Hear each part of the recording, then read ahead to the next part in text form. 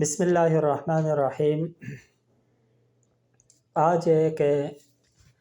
اہم مسئلے کے اوپر گفتگو کریں گے، کیونکہ اکثر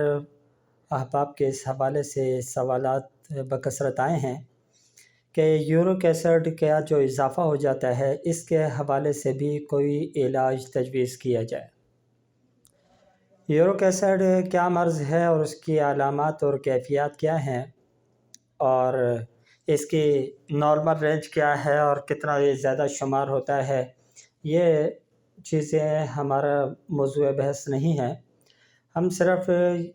یہ بیان کریں گے کہ اگر یورک ایسڈ کا اضافہ ہو جائے اور جسم میں اس کی وجہ سے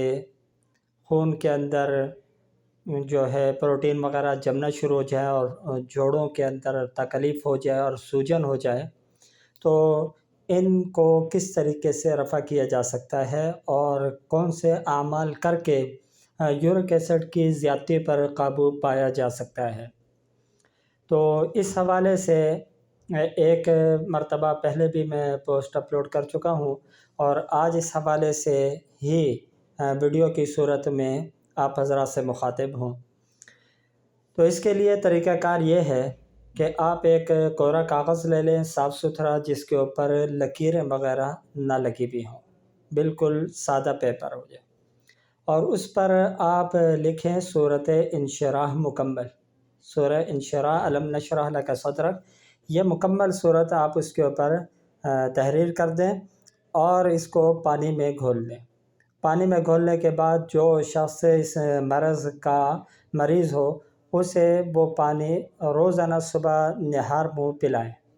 اگر پورا دن بھی وہ اس پانی کو پیے تو بہت اچھی بات ہے، نہیں تو کم از کم نہار منہ یہ پانی اس کو پلایا جائے، اور اسی کے ساتھ ساتھ مریض سے کہا جائے کہ وہ روزانہ کی بنیاد پر اسی صورت کو 11 مرتبہ صبح بعد نماز فجر اور 11 مرتبہ شام یعنی مغرب کی نماز کے بعد پڑھ کر کے اپنے وجود کے اوپر دم کرے۔ اگر کوئی شخص ان پڑھ ہے، قرآن نہیں پڑھا ہوا، یا یہ صورت اس سے یاد نہیں ہے، تو ایسی صورت میں وہ شخص کسی اور سے بھی یہ دم کروا سکتا ہے۔ اگر یہ عمل کنٹینیو 21 دن تک کیا جائے، یعنی اس کو پانی میں ڈال کر کے پیا جائے اور صبح اور شام 11 مرتبہ پڑھ کے اس کا دم کیا جائے، تو یورک ایسڈ کی زیادتی سے